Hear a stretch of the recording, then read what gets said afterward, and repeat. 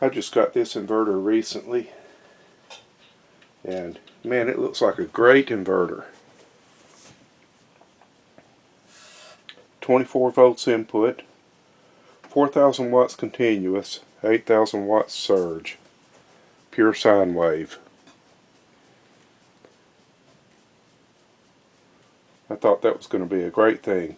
It had a good price on it too. That's why I decided to go ahead and get it, because I'm getting ready to set up a new battery bank, a new larger battery bank, because I want to be able to power a few items continuously. My network and telephones, and when I'm using the computer I want to power it off this system as well.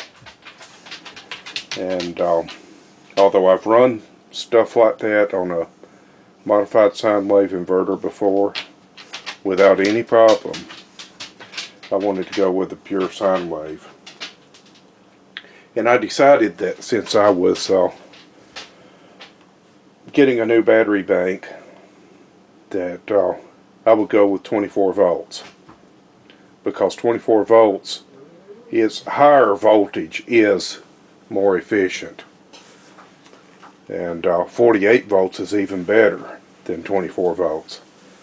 But in the real world though, for me, you know, I've got 12 volts set up. I've got other 12 volt inverters, and 12 volts just, you know, it's what I was using.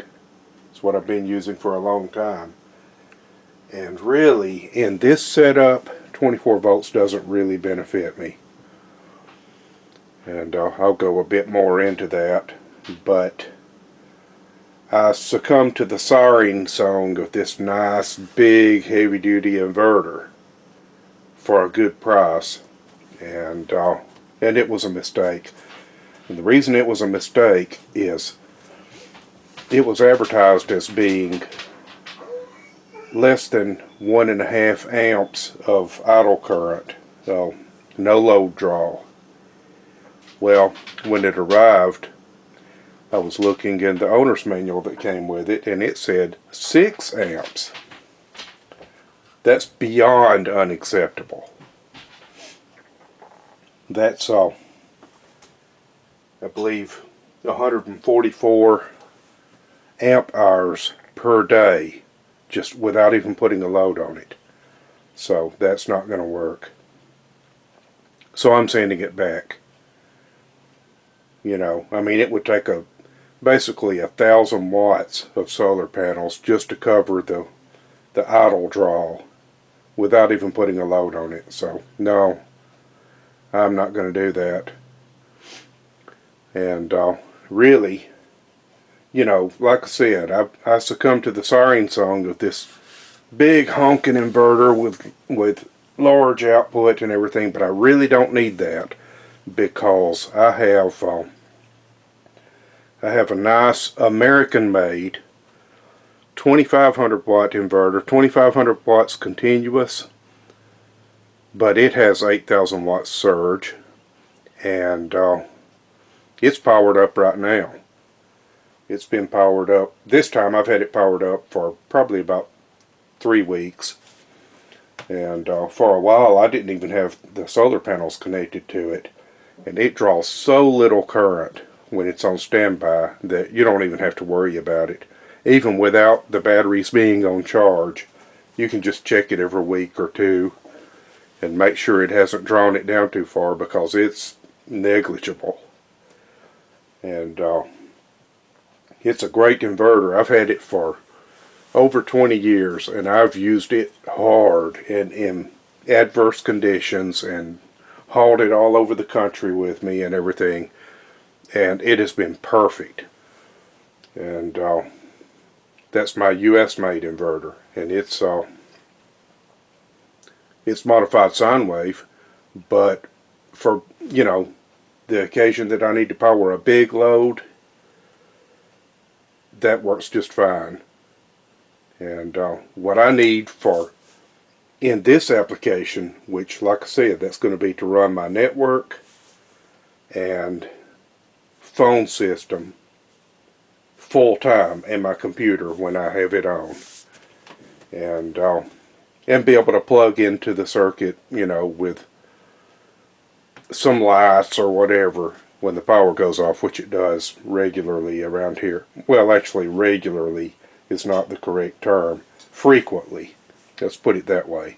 It might go off for 1 second, or it might go off for 8 hours. And it can be a beautiful day without a cloud in the sky, and it might still do that. So anyway, that's why I need this. But I decided to, you know, after receiving this and looking at it and thinking about it and everything, I decided I really don't want to go to 24 volts because I don't need a big inverter for what I'm going to do with it. The full-time thing. And I don't need to go to 24 volts for that either. I need something, you know, 1500 watts tops. I do want pure sine wave, but I have a 12 volt inverter that's pure sine wave, and I'll probably try using it for a while and see how well it works out. I've had it for a while, but I've never used it full time. And this needs to be full time, but it doesn't need to be really big. And I've decided just to stay with 12 volts because that way, if something goes wrong, I can, like the inverter blows up, I can swap in one of my existing inverters instead of being 24 volts and not having a backup. So anyway, I haven't even connected this to see if it actually draws 6 amps, but I've been reading reviews on these, and apparently they actually do draw a lot of current, idle current, and I've seen quite a few reports of these working for a month or something and then failing. So, since I can send it back without it costing me anything and get a full refund, that's what I'm going to do. Thanks for watching.